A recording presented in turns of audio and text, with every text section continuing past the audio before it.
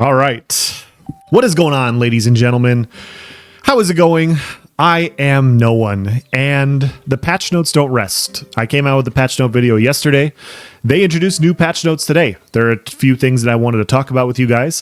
Before we dive into that, though, before we get into the super exciting things, I wanted to answer a couple things that were posted on the video I posted yesterday. People were asking, where do I get these? They're posted in the PTR. You have to have PTR access in order to get them. I apologize. They're not readily available like they would be on other games as of yet, but that's what I'm here for. I'm here to share them with you. You guys feel free to take a screenshot of the video. I have them all. I'm not lying to you guys. I promise. And even if I was, you couldn't prove it. So yeah, if you don't want to get it from me, it would behoove you to talk to somebody that has PTR access and have them send you a picture of it over or something like that. But regardless, that's what I would do going forward. But let's dive into the patch notes. First things first, let's get to the top here. Thursday, November 14th, we got some general issues. Fixed issues with characters getting stuck inside of each other while loading into the game. I haven't had this issue. It sounds awful. Unstuck has now been changed to add a cast time. I think this makes a lot of sense. Change the visual impact of wind on clouds, trees, and tents to be less. Fix the bug causing crashes while scrolling in menus. That's horrible. Fix a variety of server crashes, fixed a variety of client crashes. So a bunch of bug fixes in general. And then some good, interesting, juicy corruption changes. Number one, looting another non-corrupted player will now flag you. Looting their corpse will now flag you as a combatant. The looting window has been updated to make the potentially dangerous action more clear. This is a pretty big change. For those of you guys that don't know, there has been a lot of looting going on in Vera, where you're grinding in an area, somebody in your group dies, and a bunch of people run over to pick up their free glint. And right now, it doesn't flag you as a combatant, you stay green. And with corruption penalties the way it is, it's really tough to retaliate for somebody stealing one of your friend's loot. I talked about it a couple days ago. If you kill them and you go corrupted, you risk even more things. And so it's penalizing on top of penalizing. And so making this change to flag you, I mean, you are stealing after all. You should be flagged as a combatant at that point. You're doing a very dirty deed. But in general, I would say that I think this is a very good change. I think it's going to open a little bit more combat in the grinding spots. If you want to go out there and you want to get that loot, you're now notifying everybody that you were down to scrap. And I think that is awesome. I think that's awesome, and I really like that change quite a bit. Next one, added a 1-minute PvP protection option for characters resurrecting at an Ember Spring. Nobody likes to be spawn camped. I mean, people like to spawn camp, of course, but yeah, having that 1-minute timer to allow you to get set up, maybe make adjustments, maybe figure out another way to get out of there. I think that makes a lot of sense.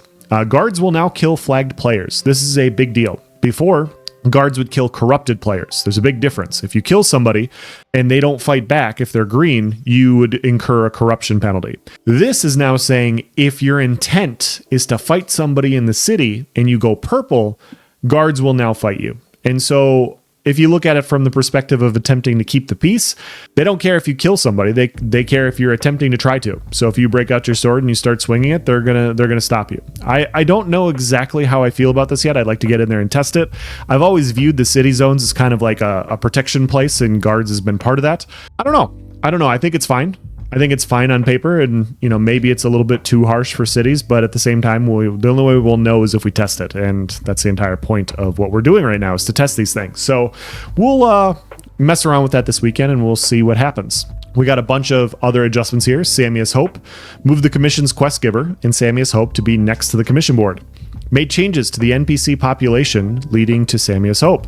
Added voiceover for NPCs in Samia's Hope. Now, economy. Processing stations will now be able to yield more than one item. That's nice. Overall equipment durability has been increased. I gotta say, this is a very nice change. This last weekend, I burned through a lot of gold repairing my gear, and it's fine. I mean, you're going around, you're grinding, you're leveling, like I didn't have any other use for it, but at the same time, man, it was taxing. It was very, very taxing. I found myself, there's a fine line, right? There's a fine line between having a resource sink, like a gold sink into your gear, and having it be so penalizing, like it's really tough to do anything else. And right now, I think it was erring a little bit more on that side, but we'll keep testing it. We'll find that sweet spot.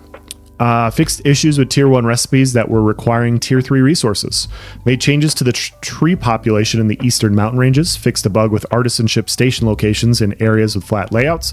Fixed a bug causing the tanning station to produce incorrect items. And then we got some NPC changes here. Made changes to the NPC population in Western Nuela. Adjusted the drop rate of droppings. Yeah, poop actually drops on characters, and so they adjusted it.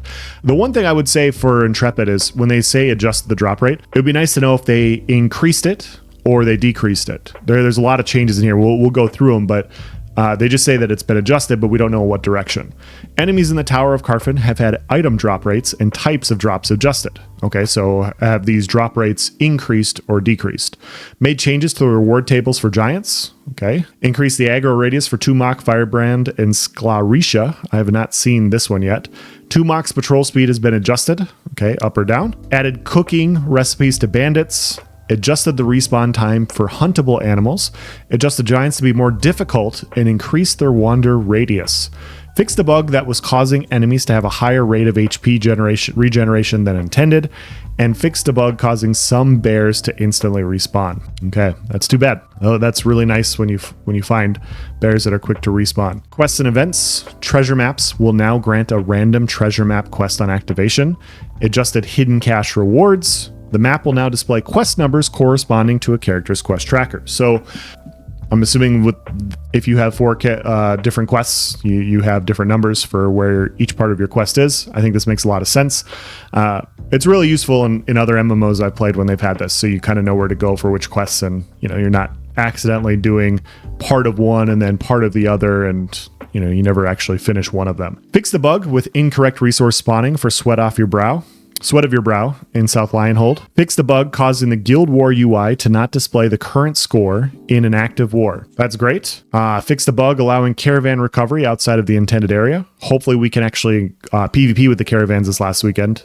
They were off or they were bugged for some reason. I was looking forward to it myself. I got a little heartbroken.